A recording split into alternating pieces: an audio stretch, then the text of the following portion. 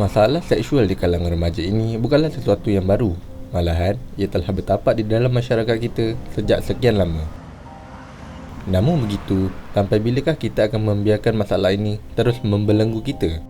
Kita seharusnya membendung masalah seksual di kalangan remaja ini ketika mereka masih boleh dibimbing. Menurut statistik Jabatan Pendaftaran Negara, pada tahun 2017, hampir 5,000 bayi telah dilahirkan oleh ibu bawah umur dan terdapat 120 kes pembuangan bayi pada tahun itu. Memetik statistik Polis Diraja Malaysia (PDRM), sejumlah 911 bayi dibuang dari tahun 2010 hingga Ogos 2018, di mana 585 daripada jumlah bayi tersebut dijumpai tidak bernyawa. Mengapa boleh terjadi perkara sebegini? Masuk tahun 2020 di mana negara kita sedang dilanda pandemik global, masalah atau jenayah seksual di kalangan remaja kita ini masih berlaku. Contohnya, tular isu anak seorang artis terkenal yang baru berumur belasan tahun dicumbui oleh teman lelaki beliau yang juga merupakan budak belasan tahun. Lalu, pelakuan tersebut dimuat naik ke aplikasi TikTok untuk tontonan orang ramai. Bagaimana pula dengan kes di mana seorang budak perempuan berumur 12 tahun yang dicekup berkhaluat di bilik hotel bersama 5 orang lelaki lain yang berumur 16 hingga 19 tahun? Mengapa perkara-perkara sedemikian boleh berlaku ke atas mereka? Apakah ini semua akibat daripada pengaruh raka sebaya? Atau akibat daripada rasa ingin tahu oleh mereka sendiri? Ataupun datangnya daripada pengaruh media sosial? Untuk mendapatkan jawapan kepada masalah ini dan mengapa ia makin menjadi-jadi di kalangan remaja kita, saya akan menemu ramah seorang doktor bernama Tuan Haji Hairul Kamal bin Abdul Rahman.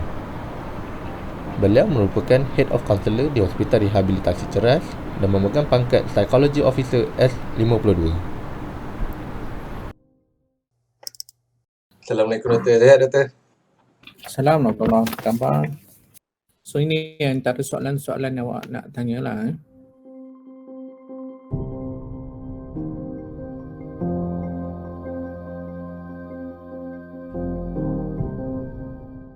Remaja ni quite open when talking about sexual and flirting kan, yang macam menggatal ni, most probably because of the accessibility for this kind of exposure lah. Salah satu dia saya tengok ialah accessible.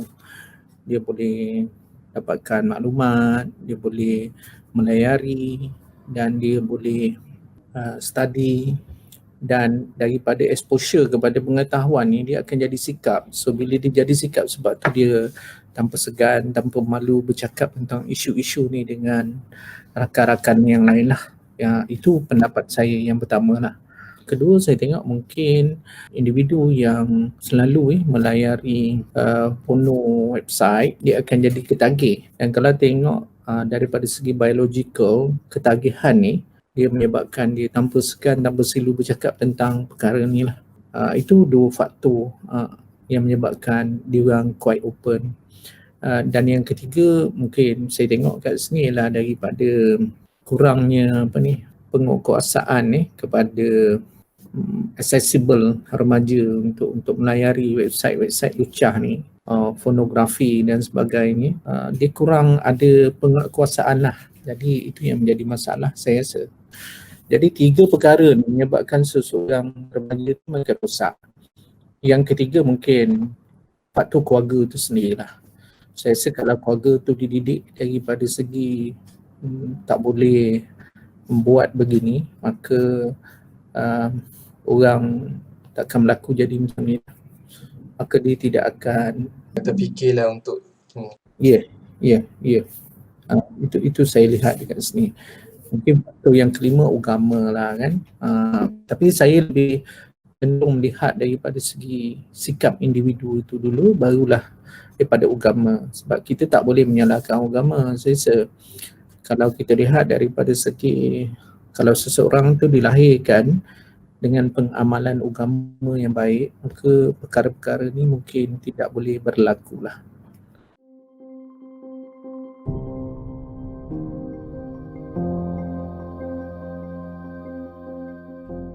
Dia tidak akan cenderung kepada trauma sebenarnya. Kalau kita lihat daripada segi the biological of sexual activity, ini lebih kepada exposure. exposure ni lah yang menggalakkan seseorang tu jadi ketagihan. Kalau kita lihat daripada perspektif pelakuan seksual, dia akan mempengaruhi daripada segi cerebellum factor tau. Dekat otak tu, dia akan ada rasa sense of excitement, exciting dan sebagainya. Maka ini automatically akan menyebabkan seseorang tu jadi ketagihan. Dan bila ketagihan, maka dia akan cubalah melampiaskan nafsu dia dengan perform sexual intercourse dengan pelbagai individu yang lain.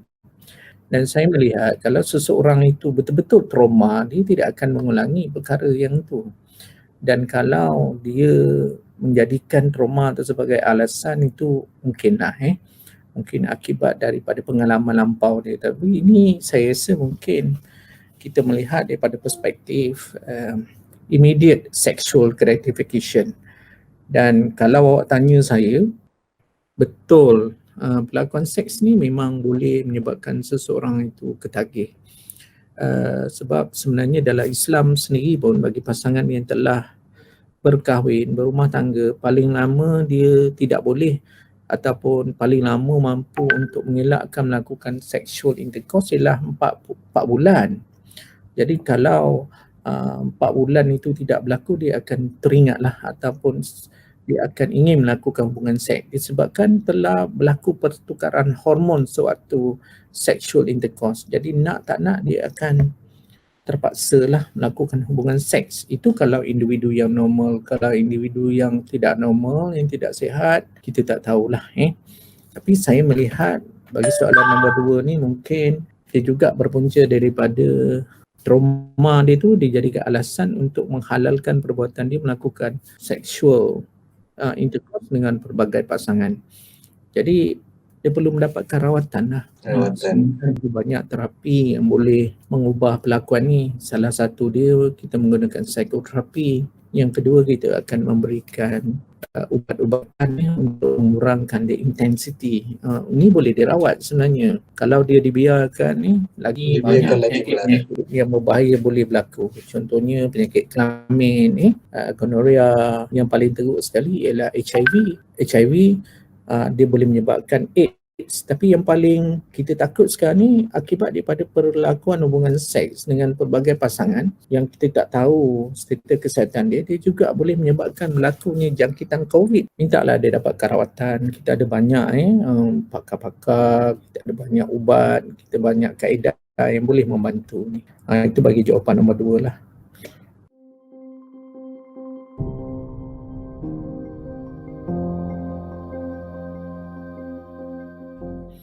Yes, saya setujulah sebenarnya.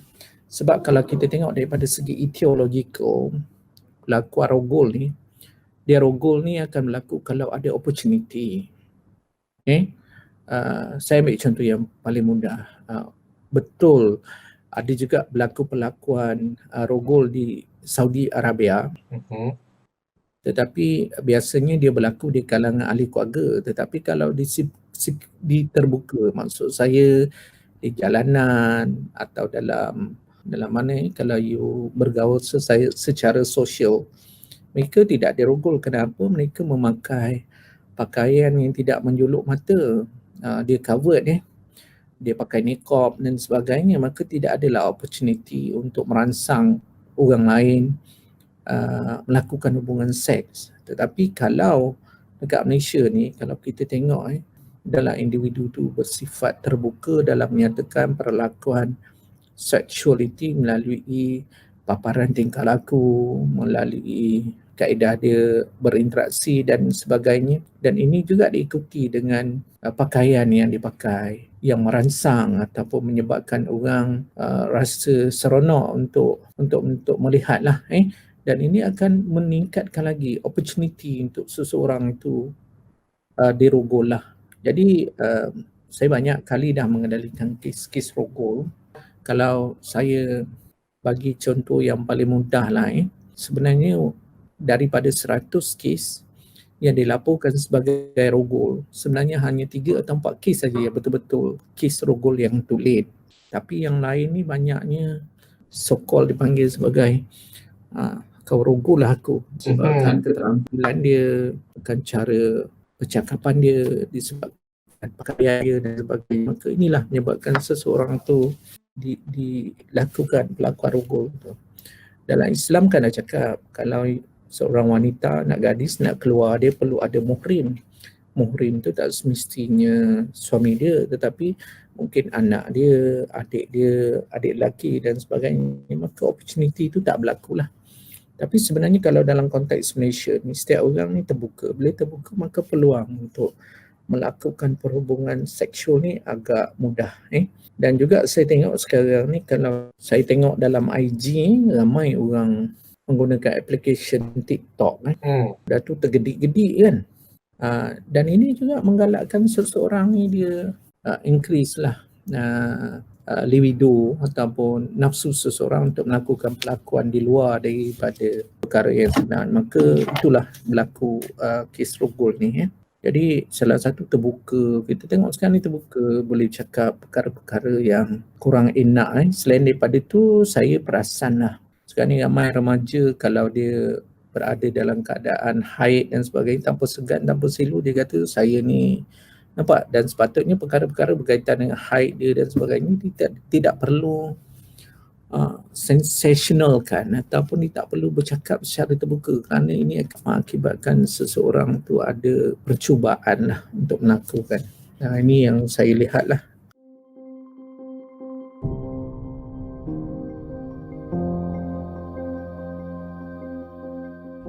Dan yang keempat, ni betul, saya setuju.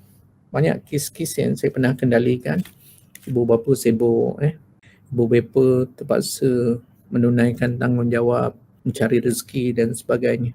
Dan ada kes yang saya pernah kendalikan, ibu dengan bapa bekerja tapi anak ni dia punya keinginan kepada gadget ni membuat-buat.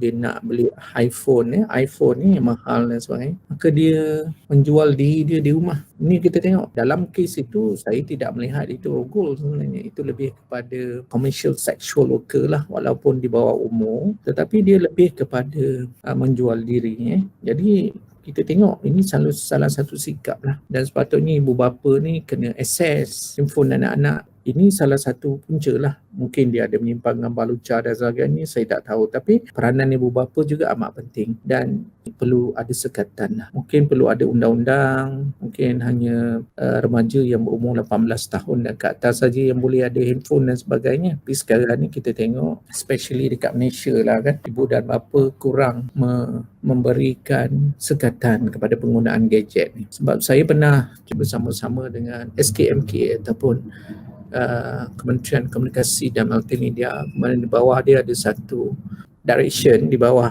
SKMK, dan didapati bahawa peratus ataupun statistik individu yang melayari website lucah ni, dia didominasi oleh remaja perempuan berbanding dengan remaja lelaki. Jadi ini juga kalau kita tengok, dia faktor penarik kenapa perlakuan rogol tu boleh berlaku. Sebab seolah-olah remaja perempuan ni dia lebih tahu tentang perkara-perkara lucah ni berbanding dengan remaja lelaki. Ini memang boleh tengoklah daripada statistik yang dalam SKMK.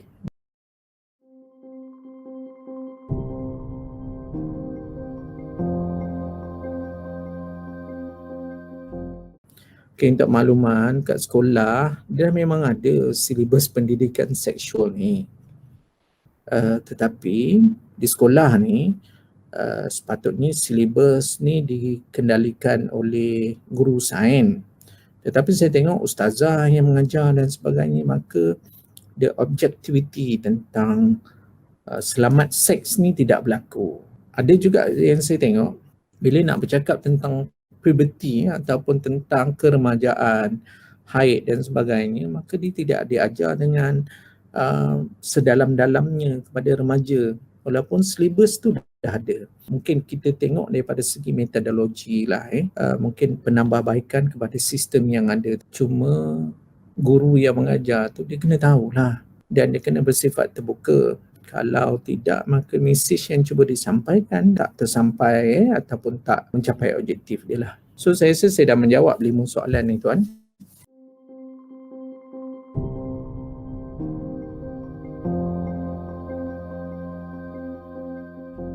Okey, terlebih dahulu saya nak maklumkan rogol ni adalah satu perbuatan salah dari sisi undang-undang.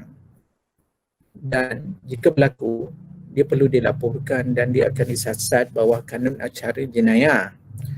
Cuma soalan dia, selagilah mangsa ataupun pelaku ataupun mereka yang terdedah pada pelakuan ini tidak tampil ke hadapan, maka pendidikan tak boleh dilakukan, pengekangan tak boleh dilakukan dan tindakan tak boleh dilaksanakan. Kenapa? Sebab dia akan jadi silent. Sedangkan rogol tu adalah satu perbuatan yang salah. Tidak ada satu negara pun kat dunia ni membenarkan pelakuan rogol. Jadi bagi mereka yang pernah dirogol, nak tak nak dia kena mendapatkan rawatan lah. Tetapi untuk mendapatkan rawatan tu dia kena tampil ke hadapan, dia kena membuat laporan polis dan mendapatkan rawatan di One Stop Crisis Center, dan kita akan merawat mereka di One Stop Crisis Center dan akhirnya kita akan membantu untuk memulihkan hingga seseorang tu boleh cuba melupakan trauma rogol itu. Bagi mereka yang pernah dirogol tu, saya nasihatkanlah tampillah ke hadapan. Walaupun kejadian itu berlaku lama 10 tahun lepas dan sebagainya, tetapi kalau dia tampil, dia nak dapatkan rawatan, dia terbuka. Dan saya nak beritahu sebenarnya bagi kes rogol ni, di mana nak dapatkan rawatan. Pergilah di mana-mana hospital. Pergilah hospital besar, hospital Jabatan Pesakit Luar, di klinik kesihatan dan sebagainya, maka kita akan memberikan bantuan secara profesional kat situ lah.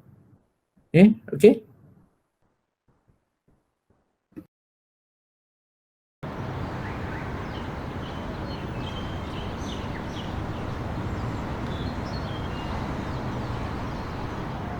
Hari kedua melakukan penyelidikan mengenai isu ini, saya ingin mendapatkan pandangan daripada seorang doktor yang arif mengenai penyakit jangkit akibat daripada melakukan hubungan seks tanpa perlindungan.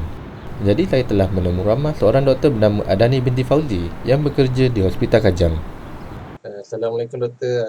Terima kasih sebab sudi ditemu ramah saya. Sama. Nama siapa? Nama saya Azairuddin bin Ismail Aki. Saya pelajar daripada UNIKEL MIT. Saya kerja sebagai house officer, houseman dekat Hospital Kajang.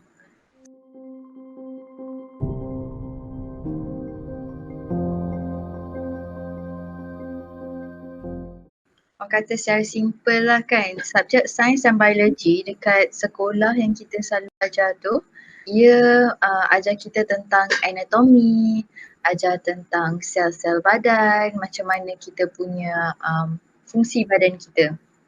Manakala pendidikan seks ni pula, kita ajar dia ikut dia punya development.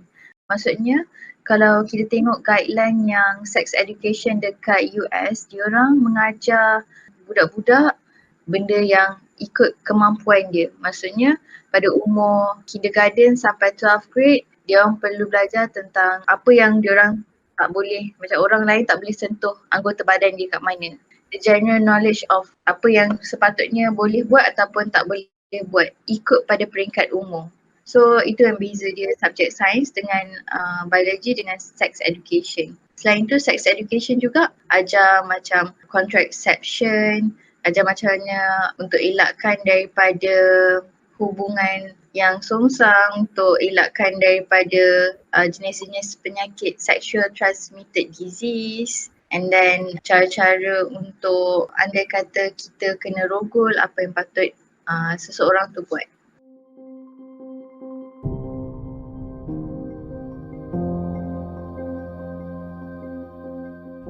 Seawal usia 13 tahun, pada saya sesuai umur gitu sebab kita tengok pada kematangan seseorang. Kematangan ni bila seseorang tu dah ada keinginan untuk melakukan hubungan seks.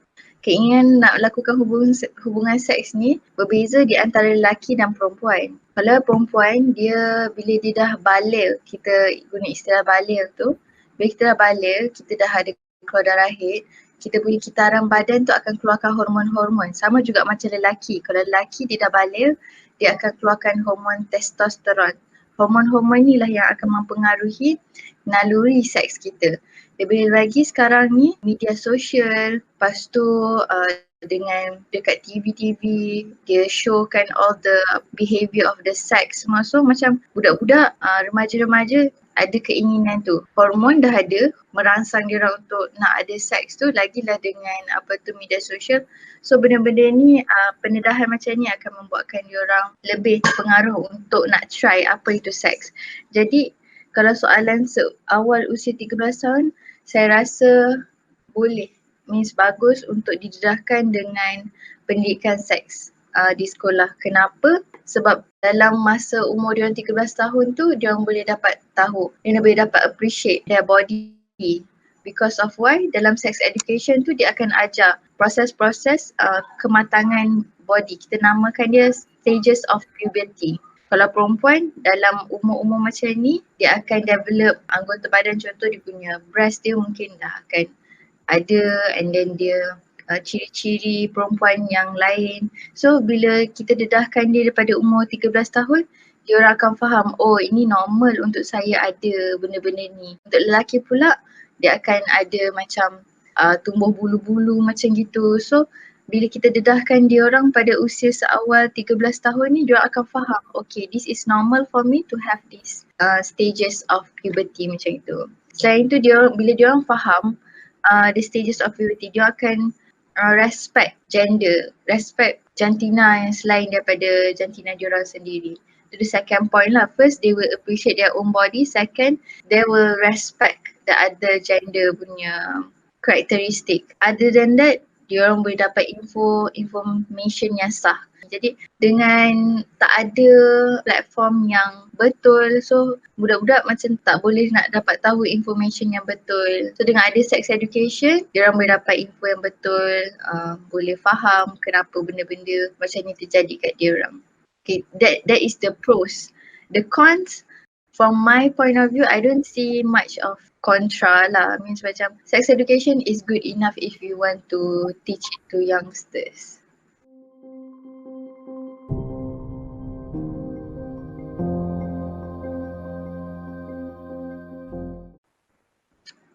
Okay, sexual transmitted disease daripada ayat dia sendiri maksudnya penyakit-penyakit yang dibawa bila kita melakukan hubungan intim. Okay, penyakit-penyakit ni kita boleh bahagikan dia kepada dua. Satu disebabkan oleh bakteria dan satu disebabkan oleh virus. Bakteria ni dia punya rawatan adalah antibiotik. Okay, jenis-jenis yang bakteria yang akan menjangkiti seseorang, first adalah nama dia trichomoniasis, second is gonorrhea, third is chlamydia. This is the three common. Tapi apa yang membezakan diorang ni adalah jenis-jenis dia. Bila kita ambil sampel daripada lelaki ataupun sampel daripada perempuan tu, nanti kita tengok dekat dalam mikroskop, kita nampak bentuk dia. So usually yang kalau kita dapat tahu pesakit ada penyakit-penyakit macam ni, kita akan detect dengan siapa dia lakukan hubungan intim tu. Benda-benda ni semua kita kena tanya sebab kita kena treat pesakit tu sendiri dan juga partner dia. Kita tak boleh just bagi antibiotik tu dekat pesakit saja. Sedangkan dia punya partner tu boleh jadi pembawa. Nanti bila kita treat dia punya partner, orang-orang lain pun boleh kena juga. Okay, klasifikasi yang lain adalah virus. So virus ni, the two most common virus yang untuk penyakit kelamin adalah genital herpes, HSV. Lagi satu adalah HIV. Okay, so herpes ni dia disebabkan oleh virus herpes simplex virus. Ada dua jenis, HSV1, HSV2. Kalau herpes simplex virus yang 1 ni, dia akan menjangkiti orang tu punya bibir. Dia akan ada nampak macam ketumbit macam gitu. Itu sebenarnya adalah disebabkan oleh virus. So bila virus ni kita kena bagi dia ubat antiviral disease. Dia bukan kita bagi antibiotik dah. Kita bagi antiviral punya medication. So herpes ada terbagi pada dua, HSV1, HSV2. HSV2 ni dia akan menyebabkan kebanyakan perempuan lah. Alat kelamin tu akan dijangkiti lah dengan virus tu. So HIV pula dia punya ubat dia pun sama, kita bagi ubat virus. Kita nak lawan virus tu balik, so kita bagi retroviral punya medication pada dia.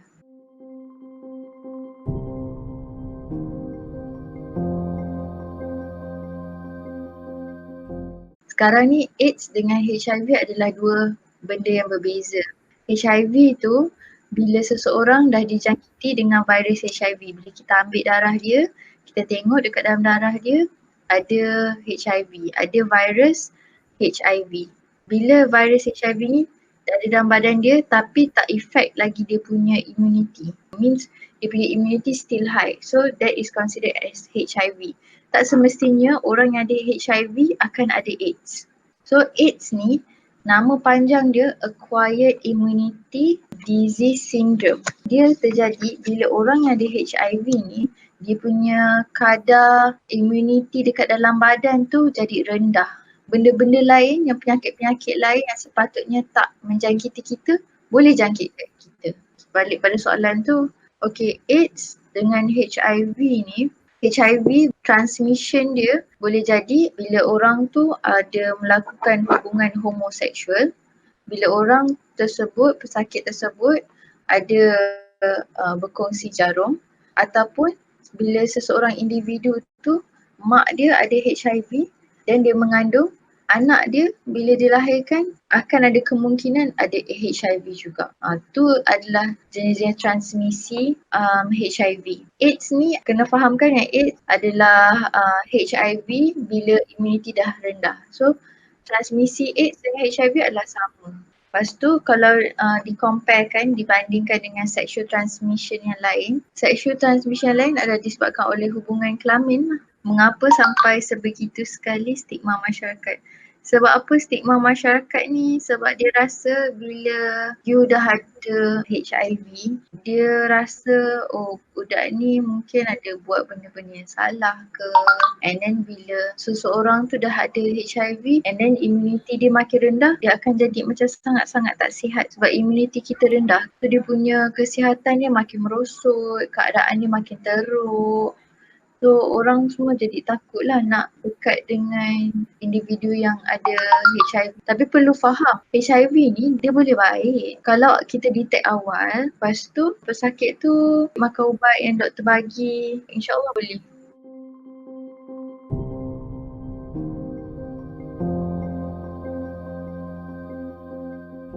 Penyakit-penyakit STD ni kalau boleh kita akan nasihatkan, pertama kali kita akan nasihatkan dekat pesakit untuk beritahu kita secara detail dengan siapa dia lakukan hubungan seks. Satu, berapa ramai dia lakukan hubungan seks tu. Ketiga, nasihat kita adalah dalam masa rawatan ni kalau boleh elakkan ada hubungan kelamin dengan mana-mana pihak. Sebab dia boleh jadi penyebar penyakit-penyakit STD ni. Yang STD boleh bergaul macam biasa di kalangan masyarakat, boleh. Dia boleh bergaul macam biasa, tak ada masalah.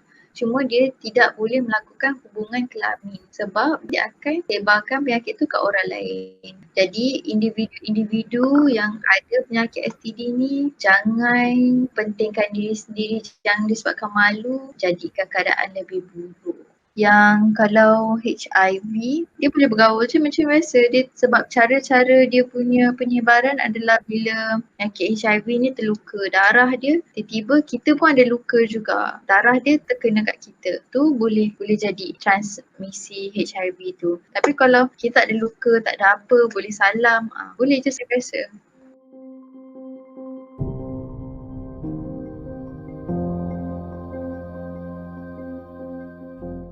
Pada saya, abstinence ni kita berlandaskan agama kita jugalah. Kita sebagai orang Islam kan dah diajar kita berpuasa, elakkan tengok benda-benda yang tak elok. So that is religious punya pegangan. But at the same time, kalau kita tambahkan dengan sex education, kita macam reinforcekan benda tu.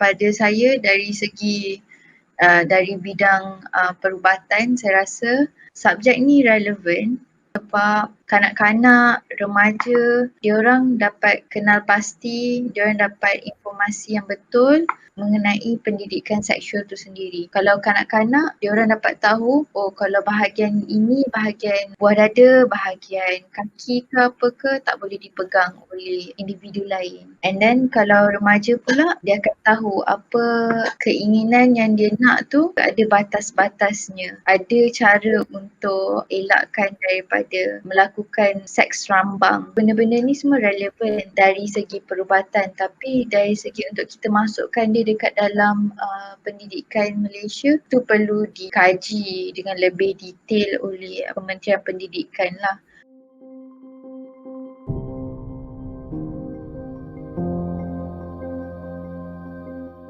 First, yang untuk pesakit-pesakit sexual transmitted disease ni, pertama sekali jangan malu untuk pergi dapatkan rawatan dekat mana-mana klinik kesihatan ke ataupun private clinic ke, jangan malu. And then yang kedua, sentiasa jujur dengan history. Bila doktor tanya berapa banyak kali buat seks dengan pasangan mana, tolong jujur dengan benda tu.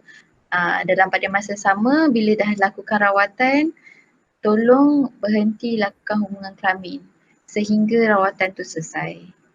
Kepada yang baru nak mencuba, pertama sekali practice safe sex. Okay, kalau awak tak mampu, we go back to Islam lah. Islam ada dia punya guideline kan. Belum kahwin tak boleh lah nak lakukan hubungan seks. So what you can do is you puasa, you buat aktiviti-aktiviti yang lain. Macam bersukan ke, main basket ke apa yang will boost your adrenaline. So go towards that way. But those yang dah halal, dah kahwin, dah boleh lakukan hubungan seks, make sure you practice a safe sex lah. And then kalau nak buat seks pun kena ada consent. Means dua-dua individu tu bersetuju. Bukan seorang je. Kalau you kena force sex, that's a different issue. So know your rights lah. Selepas menemu ramah Dr. Adani, saya ingin mendapatkan perspektif daripada seseorang yang pernah melakukan hubungan seks ini. Bagaimana beliau boleh terjebak dan apa yang telah beliau lalui selama melakukan perkara ini. Jadi, saya telah berjumpa dengan Amira untuk mendapatkan jawapan kepada persoalan tersebut.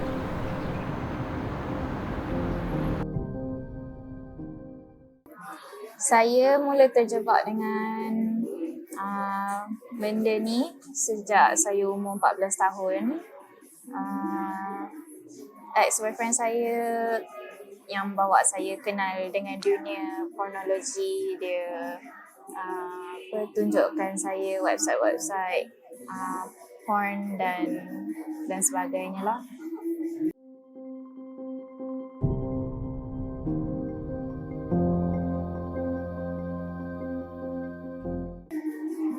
Mula-mula saya rasa seronok sebab perasaan dia macam rasa bebas daripada dunia ni semua. Tapi lama-lama saya rasa macam sedih, macam murung, kadang-kadang rasa macam kosong, rasa macam diri ni tak ada apa-apa. Sampai saya rasa macam nak larikan diri daripada semua orang sebab perasaan yang terlampau banyak ni.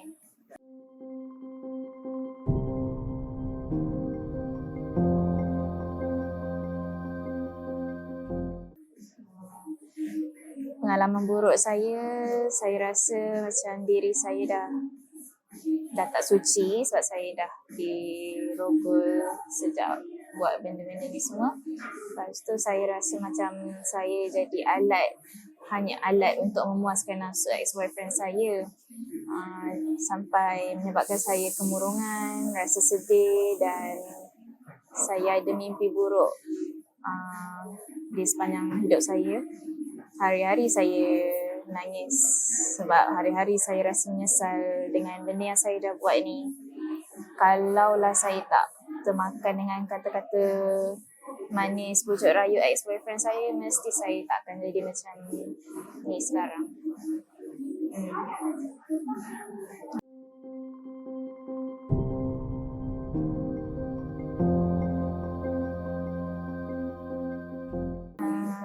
Saya pernah terfikir saya nak berhenti sebab saya nak jadi wanita normal yang disayangi bukan sebab nafsu semata-mata, tapi orang sayang saya sebabkan diri saya.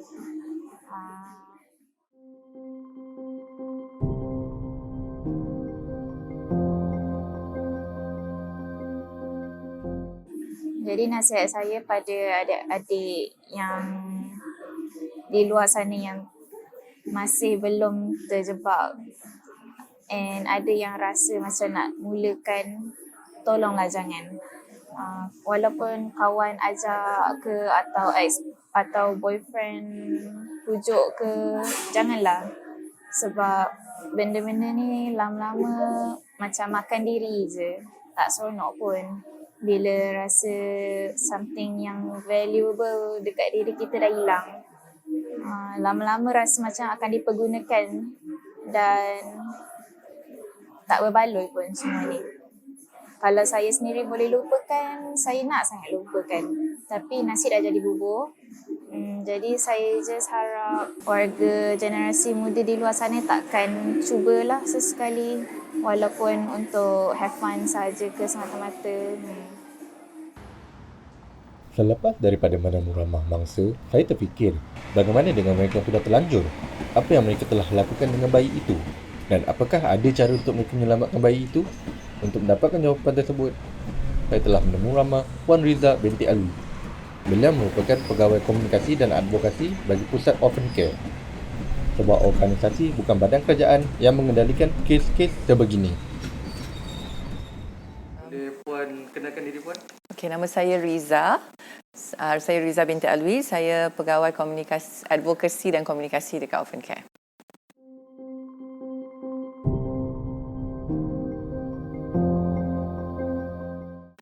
Orphan Care ditubuhkan daripada 2008. Ditubuhkan oleh arwah Datuk Adnan. Datuk Adnan ni dia humanitarian, dia banyak buat kerja-kerja amal. Dan ditubuhkan Orphan Care ni sebab dia realise sangat banyak kanak-kanak berada di dalam rumah anak yatim, tetapi mereka bukanlah anak yatim. Jadi dia realise benda tu banyak berlaku di Malaysia juga. So pada dia, kalau budak-budak yang susah, yang bukan anak yatim, tidak sepatutnya berada di dalam rumah anak yatim. Jadi Orphan Care ditubuhkan untuk membantu mereka ni keluar. Maknanya kalau kita ada keluarga susah, kita bukan tolong masukkan anak rumah anak yatim. Kita keluarkan, kita bantu keluarga tu untuk dapat sekolah, pelajaran dan sebagainya. Dan kerana itu juga kita ada baby hatch. Dan baby hatch tu pun sebab kita tak nak bayi-bayi yang dijumpai di luar dimasukkan ke rumah anak yatim sebab tiada keluarga. Jadi sebab tu dia tubuhkan Orphan Care ni untuk mengurangkan kadar kemasukan kanak-kanak yang susah, anak-anak yang tiada keluarga ni ke dalam rumah anak yatim lah.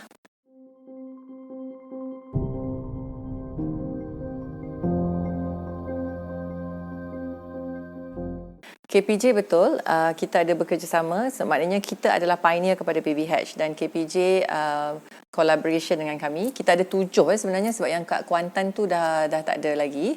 So yes, 7 Baby Hatches di KPJ dan juga di Orphan Care ada di sini, ada di Johor Bahru dan juga di Sungai Petani. Untuk menyelamatkan bayi di Baby Hatch, tidak ada prosedur sebab tu kita buat Baby Hatch ni sebagai tertutup. Kerana mereka yang dalam ketakutan, yang datang dilema, dia boleh menyelamatkan baby tu dengan meletakkan di dalam baby hatch sahaja. Dan dia boleh pergi. Sebab tiada CCTV, tiada orang yang akan tahu. Cuma memang ramai orang takut sebab di hospital mungkin ada security guard, mungkin ada nurse yang tu, jadi dia orang takut. But tiada prosedur, maknanya dalam keadaan yang sangat terdesak untuk menyelamatkan baby tu daripada dibuang kat tong sampah, dibuang dekat toilet. Baby hatch adalah tempat untuk menyelamatkan keadaan bayi yang demikian. So, diorang boleh letak dan diorang boleh tinggalkan bayi di situ.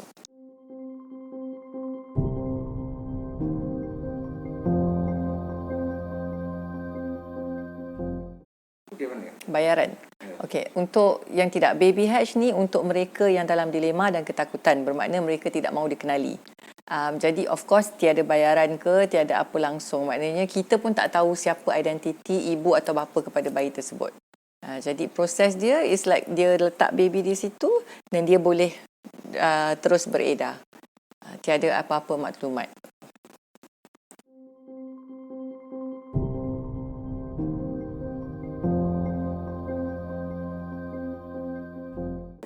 Okay, kami memang bergantung kepada donation daripada orang luar, daripada yayasan lain ataupun syarikat-syarikat korporat. Sepanjang operasi kami memang adalah yayasan lain yang membantu dalam segi funds kami. Jadi gaji, operation tu semua pula ada. Ramai orang tidak mahu funds, tidak mahu memberi donation untuk gaji, untuk sewa. Tapi jika tak bagi macam tu, siapa yang nak buatkan kerja? Kan? So kalau you nak tanya pasal funding, memang kita, that's why kita buat fundraising, kita buat awareness, so orang akan insyaAllah akan donate more lah to do that. And juga yang untuk babies tu macam baby hatch, macam tadi you kata bayaran tidak ada, kerana bayar proses-proses tu semua kita yang buat, dan ibu tu maknanya kalau boleh kita tak naklah ibu tu tinggalkan baby kat baby hatch. Okay, baby hatch dengan orphan care ni function dia sama. Cuma baby hatch ni dia orang boleh selamatkan baby tu tapi dia orang tak nak dikenali. So boleh tinggalkan baby kat situ dan dia orang beredar. Salah satu lagi cara, dia orang boleh datang sendiri ke orphan care.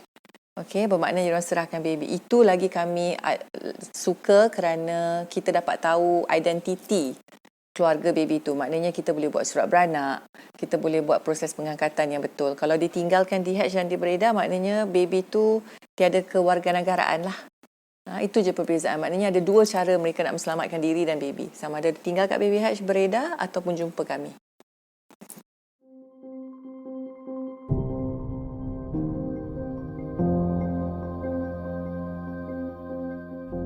Sangat structured kerana kami follow juga JKM, Jabatan Kebajikan Masyarakat. So memang orang harus register, bermakna mereka telefon kami ataupun mereka jumpa kami, tapi mereka kena email sebab kita nak data email tu. Jadi mereka email kepada kami macam mana nak ambil proses anak angkat.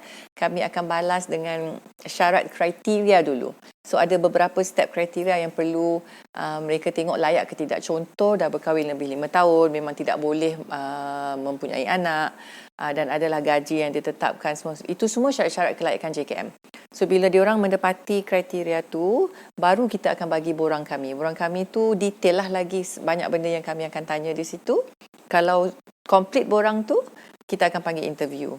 Selepas interview by our panel, kita akan melawat pula rumah. Bukan nak kena rumah besar, tapi kita nak kawasan tu maknanya betul lah.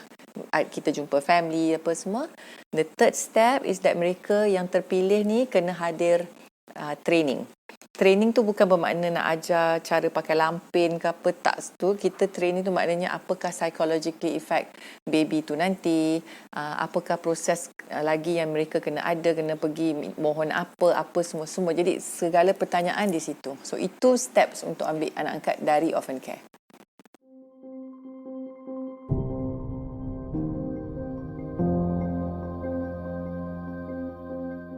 Tahun 2019 kami telah menyelamatkan 35 bayi. Setakat untuk tahun ini sahaja baru Oktober ni pun dah 20 lebih. So makin meningkat lah pada saya, tapi maknanya lebih bayi diselamatkan lah, tapi lebih menyedihkan lagi banyak kes sebegini. Ini orphan care saja, tak masuk yang PDRM punya report. Kalau PDRM average 100 plus a year and only 40% alive and 60% tu semua dijumpai mati.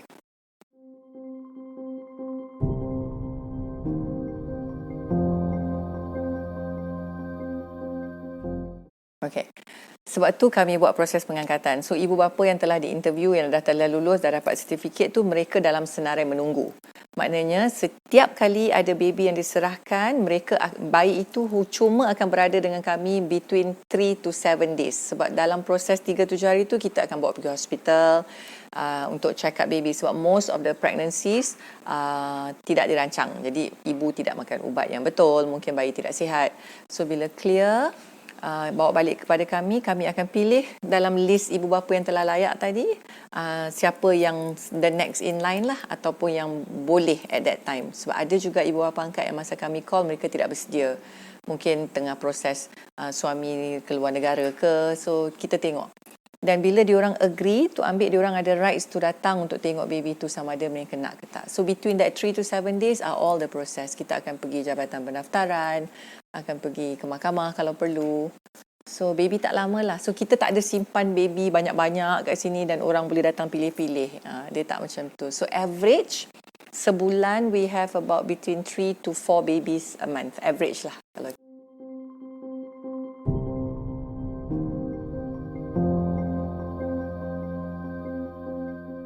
Okey, kita juga terima kadang-kadang ada juga mereka yang datang sebelum bersalin dan mereka shelter sebentar dengan kami. Special cases lah. So dalam shelter tu kami akan arrangekan counselling ya. Dan juga selepas beranak pun jika perlu mereka boleh dapatkan counselling, kita akan panggil kaunselor, mereka akan berada di sini. Orphan Care mengamalkan open adoption di mana ibu bapa angkat dan ibu bapa sebenar boleh berjumpa dan mereka kenal sama sendiri. Dan Orphan Care juga akan melawat baby yang telah diambil anak angkat tu setiap 6 bulan untuk memastikan keadaan dan keselamatan.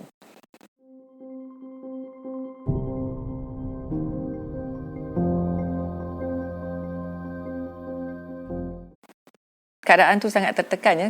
Kita orang pun faham benda tu sangat menakutkan dan satu trauma untuk mereka. Tapi jika mereka tak mendapat pertolongan, keadaan itu akan jadi lagi trauma yang sangat teruk selepas terjadi. Selalunya keadaan yang mereka bunuh bayi kerana mereka sangat takut.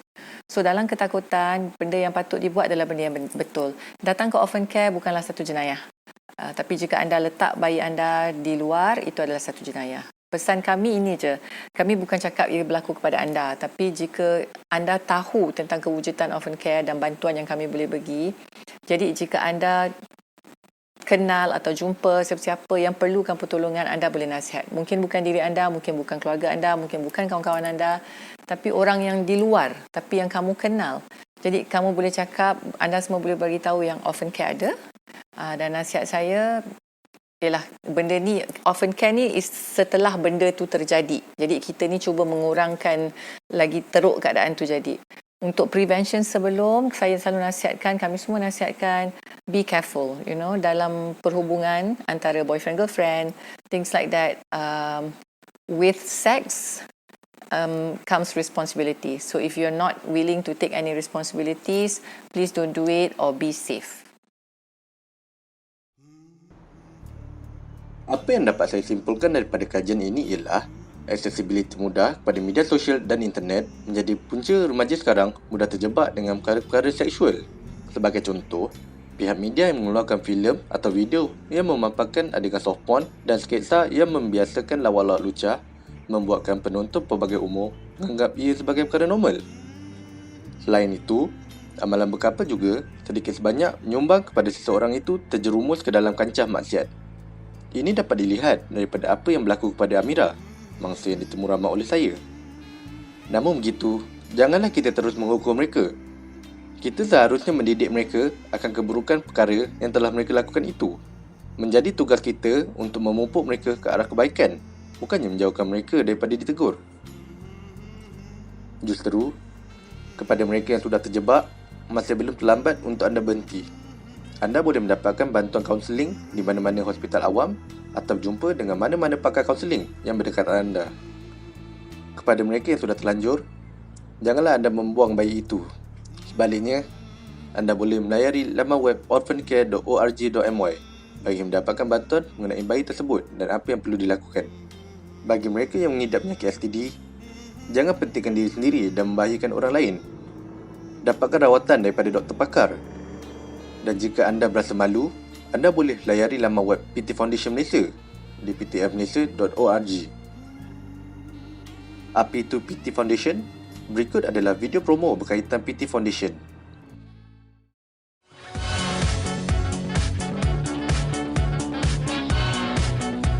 What do all of these people have in common?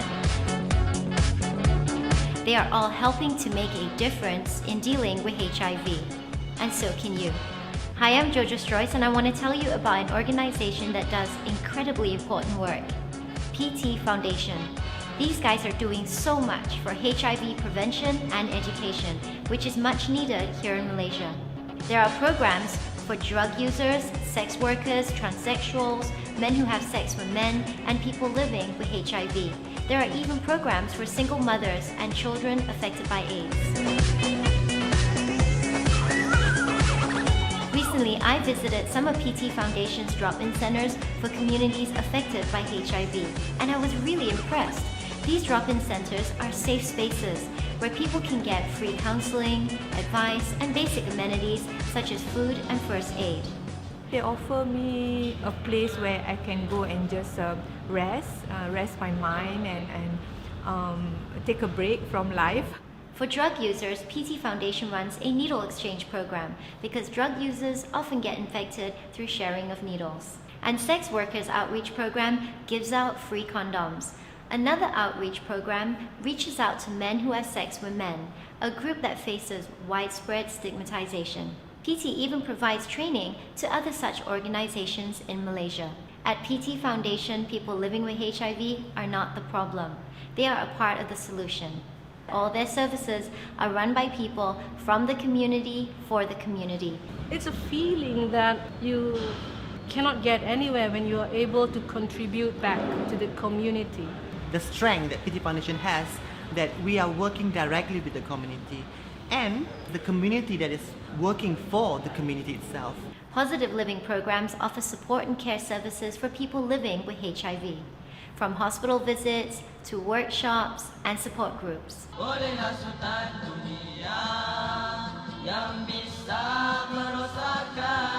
ما ترى في خلق الرحمن من تفاوت. This is my own experience working with the PLHIV. It's not the virus killing them, but the stigma and discrimination killing them. The good things, we are all committed each other. We're helping each other. The moment I interact with the people, I know that's where I belong. Community empowerment is a key aim of PT Foundation, and inclusion is emphasized.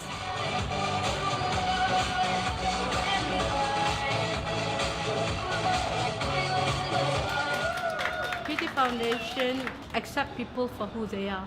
There's no hypocrisy. To come out as a trans person is a huge challenge, but here they know who I am. I am free to be myself. I'm free to dress the way I please as long as decent.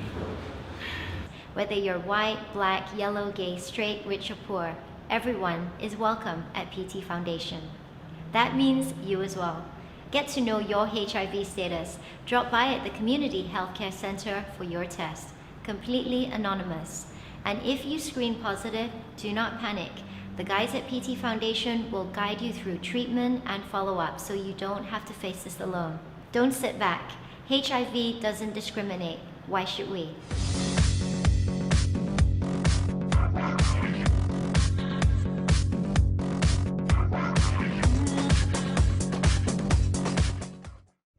Dan akhir sekali, rogol ialah rogol. Jangan salahkan pemakaian semangsa menjadi punca belia di rogol. Kita seharusnya membina satu masyarakat yang melindungi sesama kita daripada perogol di luar sana.